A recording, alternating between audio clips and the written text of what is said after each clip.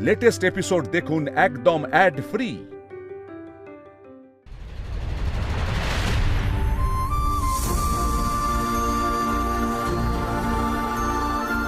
আমার সাথে তুমি এমন কেন করছো বলে বাবা? আমি তো মরিনি, আমি বেঁচে আছি তো। তুমি কি সত্যিই চাও জ্যান্ত অবস্থায় আমার শরীর কাটাছেঁড়া করা হোক? সমস্ত ইকুইপমেন্ট রেডি করো। Yes sir. ইস, এইটুকু একটা মেয়ে, দেখেই তো ভয়ে হাত কাঁপছে। কি হচ্ছে আমার সাথে? আমার কথা কেউ বুঝতে পারছে না কেন? সে কখন থেকে আমি সবাইকে বোঝানোর চেষ্টা করছি যে আমি মরিনি, আমি বেঁচে আছি। কাউকে যে ডাকবো তার জন্য গলার স্বরই তো বেরোচ্ছে না, হাতের পায়ে জোর পাচ্ছি না যে সেটা ব্যবহার করব।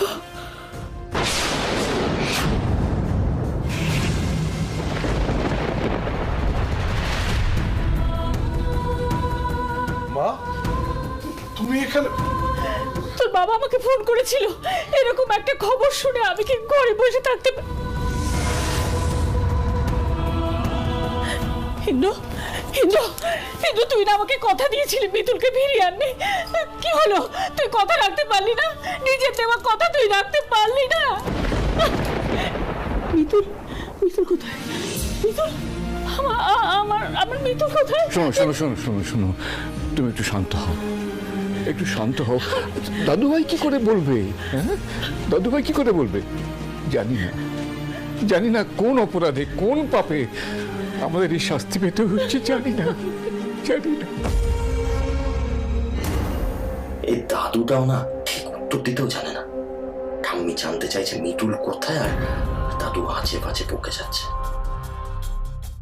ঠাম্মি, আসলে বেচারির পেটে গুলি লেগেছিল তো, তাই পোস্টমর্টেম হচ্ছে। লজ্জা করে না তোর? লজ্জা করে না? ওইটুকু একটা বাচ্চা মেয়ে মানুষের ভালো করতে গিয়ে নিজের জীবনটা দিয়ে দিল, আর এখানে এখানে তার কাটাছেঁড়া হচ্ছে। তোরা আটকাতে পারলি না? হ্যাঁ, আটকাতে পারলি না তোরা? আবার আমার কাছে বলতে এসেছিস? ঠিক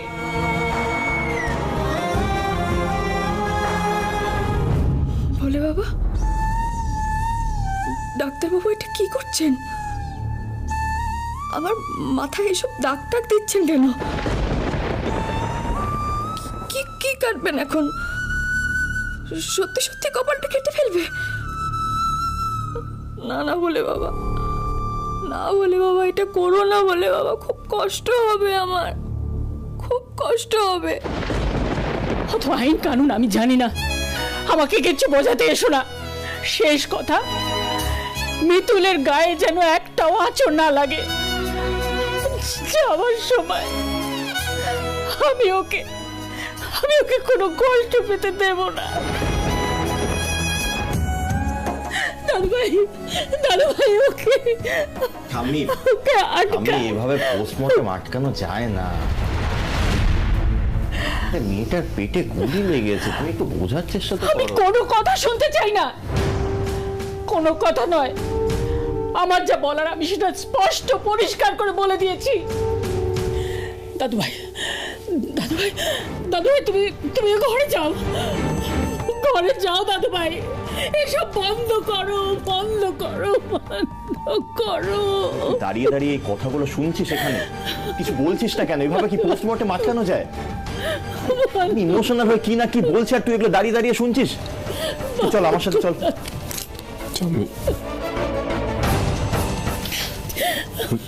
ঠিকই বলছি, পোস্টমর্টেম কি করে আটকাও?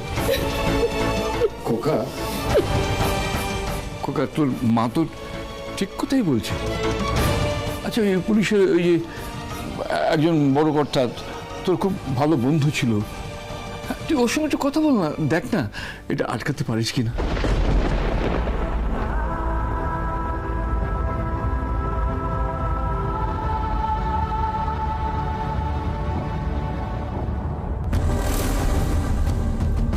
মিতুল কষ্ট পেয়ে ছটফট করে করে মরবে, এটাই আমি চেয়েছিলাম। আর এরা এখন মাঝখানে ব্যাগরা দিতে শুরু করেছে।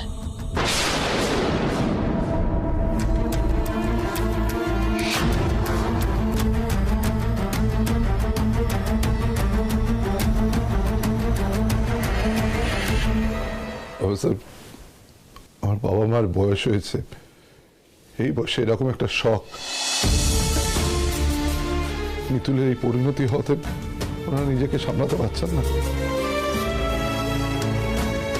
আমি আপনার কাছে হাত জোর করে অনুরোধ করছি, যদি কোনো রকম ভাবে পোস্টমর্টমটাকে আটকানো যায়। হ্যাঁ অফিসার, ডক্টর কিছু করার আগে আপনারা প্লিজ কিছু করুন।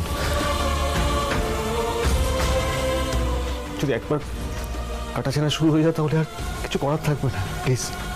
আমি ট্রাই করছি, কিন্তু কথা দিতে পারছি না।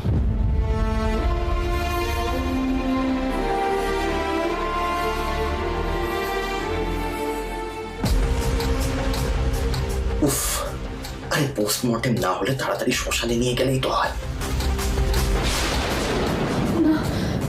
এরকম করবেন না, আমার কষ্ট হচ্ছে, আমার লাগছে, এরকম করবেন না। আপনাকে এই বডির পোস্টমর্টম থামাতে বলা হয়েছে স্যার। কেন? সেটা ঠিক জানি না স্যার, উপর মহল থেকে ডাকছে।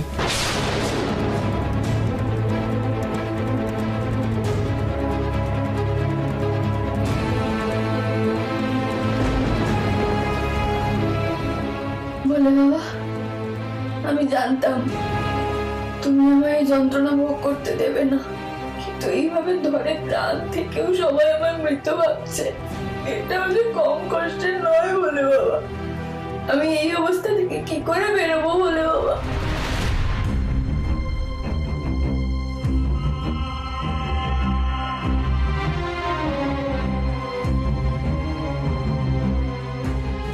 ইন্দ্র, ইন্দ্র দেখ, মিতুল এসেছে।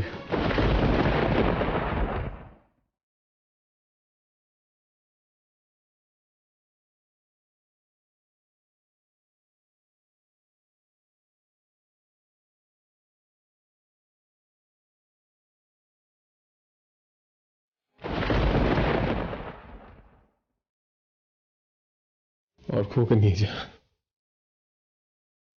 আমি দেখতে পাচ্ছি না।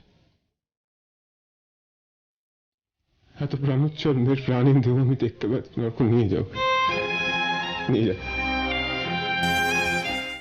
নিয়ে যাও। না, আমি আর কোনো রিস্ক নিতে চাই না। ওর যে সেন্স আছে সেটাকেও বোঝার আগে যা করার করতে হবে।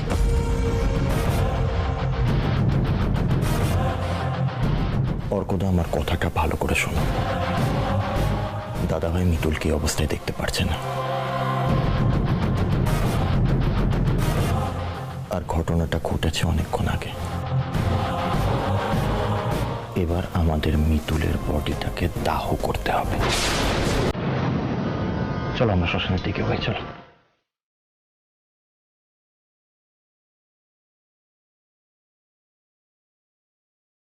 শ্মশানে নিয়ে যাবে মানে তো আমার জীবন তো চালিয়ে দেবে। আমি আর কাউকে জানাতেও পারবো না যে আমি বেঁচে আছি। বলে বাবা, তুমি কি করছো আমার সাথে? বলে বাবা, তুমি কি দুর্বিপাকে ফেললে আমাকে?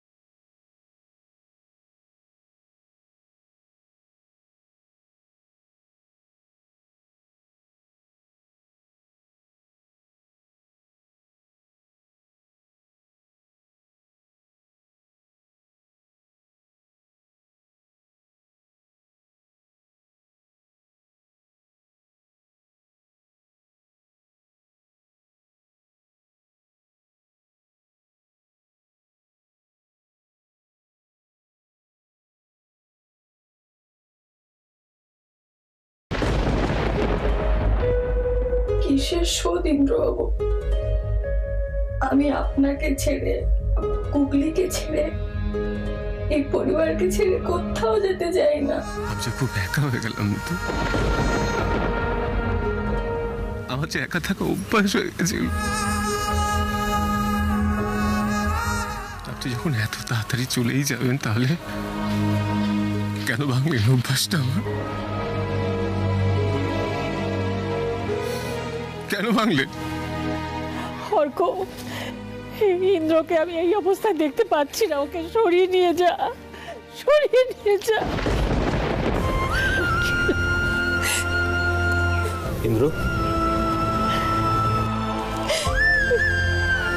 ইন্দ্র উঠে আয়। উঠে আয়। ভাই শান্ত হ। পুরোহিত মশাই পরলৌকিক ক্রিয়াকর্ম করবেন তো?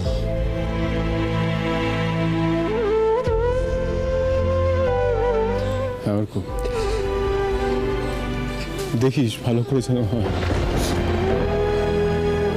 উনি যে চোখ রুটি, আবার দেখি এটা নিয়ে ঝগড়া করতে শুরু।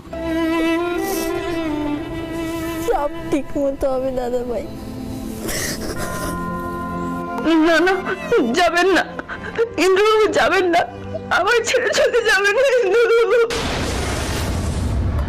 আরেকটুখানি, তারপরেই তুমি জ্যান্ত চলে মরবে মিতুল।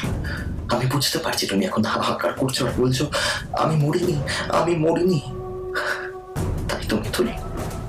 কিন্তু কেউ শুনতে পাবে না তোমার কথা, কেউ বুঝবে না তোমার চিৎকার।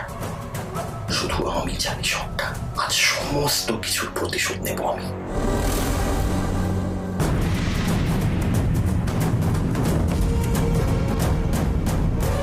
রণ চোখের জল ফেলছে, অনুরাধাও শ্মশানে এলো না। হচ্ছেটা কি? আমার মন বলছে এই সব কিছুর পেছনে রণর হাত আছে। আর আমি কখনো তোমার উপর ভরসা করবো না ঠাকুর, কখনো করবো না। ওই ছোট মেয়েটার প্রাণটা নেবার আগে তোমার আমার মুখটা মনে পড়লো না?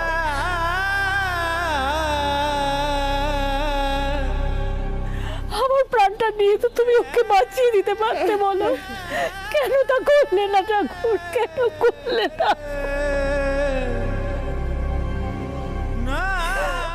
আমরা কি এমন পাপ করেছিলাম বলো তোমার, যে পাপের শাস্তি স্বরূপে এই মেয়েটাকে এইভাবে?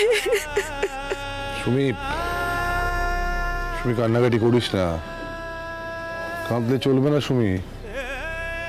দেখছিস না আমার চোখের জল শুকিয়ে গেছে রে।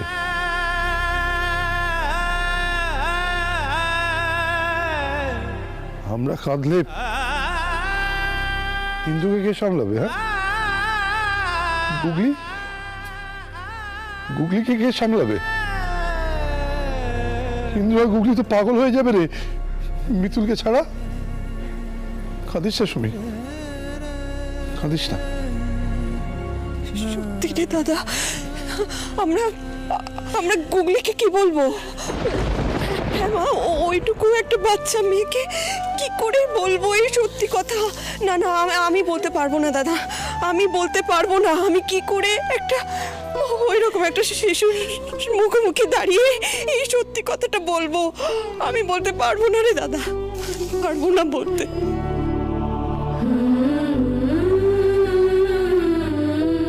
তোমরা এসব কি বলছো পিসিমণি? কি বলবে গুগলিকে? কিচ্ছু বলতে হবে না, আমি বেঁচে আছি তো, আমি বেঁচে আছি। তোমরা আর একটিবার কেউ এসে আমায় দেখো না, তাহলেই বুঝবে আমার যে প্রাণের স্পন্দন আছে, স্পর্শ আছে, সব আছে, কিন্তু কাউকে কিচ্ছু বোঝাতে পারছি না। গিন্নি, তুমি শেষবারের মতো ভগবানকে বলো যে আমাকে তুলে নিতে। আমি আর সহ্য করতে পারছি না, আমার আর বাঁচতে ইচ্ছে করছে না। আমার দাদু ভাইয়ের দিকে তাকিয়ে দেখো, ওকে ওকে বাঁচাতে পারবে তো? ওকে বাঁচাতে পারবে তো? না দাদু, কিচ্ছু হবে না, কিচ্ছু হবে না ইন্দ্রবাবুর। ইন্দ্রবাবুর এই কষ্ট যে আমি সহ্য করতে পারছি না বলে বাবা। জানিস অর্ক,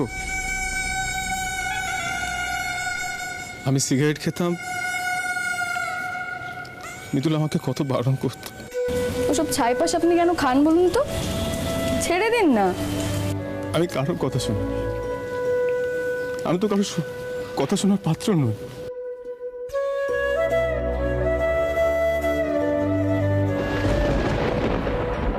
আচ্ছা অর্ক, আমি যদি এখন সিগারেট খাওয়া ছেড়ে দিই, মিতুল ফিরে আসবে? হ্যাঁ,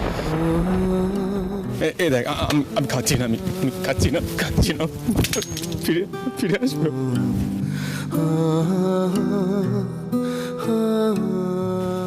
ফিরে আসবে, বল না, ফিরে আসবে, বল না।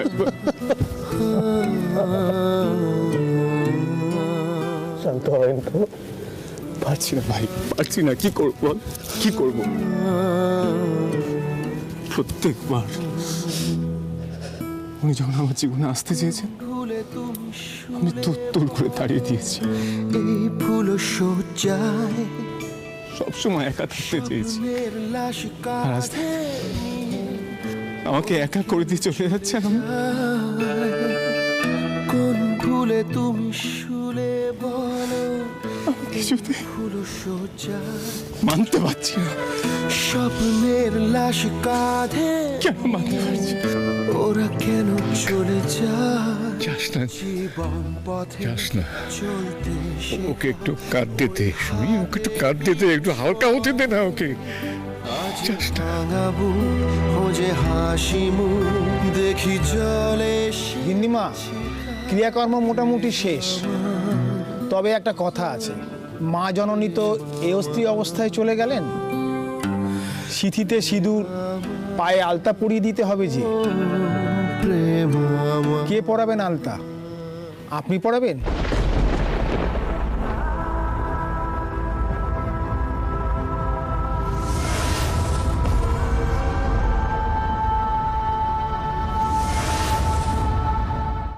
মা, আমি পড়াতে পারবো না, আমি পড়াতে পারবো না মা। সত্যি তো, মিতুল তো সুমির মেয়ের মতোই ছিল।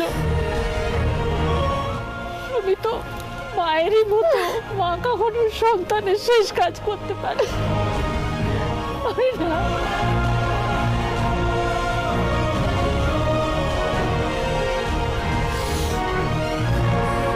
কলি দিদি ভাই, তুই যা। এই তো আলতা সিঁদুর। কলি ধর, ধর কলি ধর।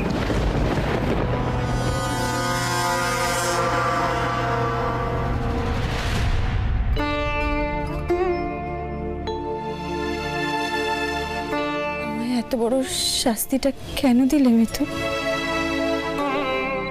দাদা ভাইয়ের বউয়ের সাজে তোমায় কতবার সাজিয়েছে, কিন্তু আজ। কলি দিদি, তুমি তো ডাক্তার, তুমিও বুঝতে পারছো না আমি বেঁচে আছি।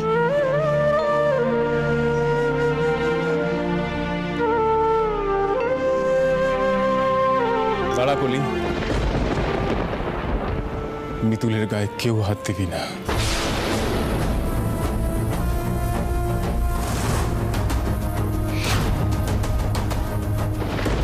ইন্দ্রবাবুকে কিছু টের পেয়েছেন? বুঝেছেন কোনোভাবে আমি বেঁচে আছি? বলে বাবা, তুমি কি ওনাকে কোনো সংকেত দিয়েছো? বলে বাবা।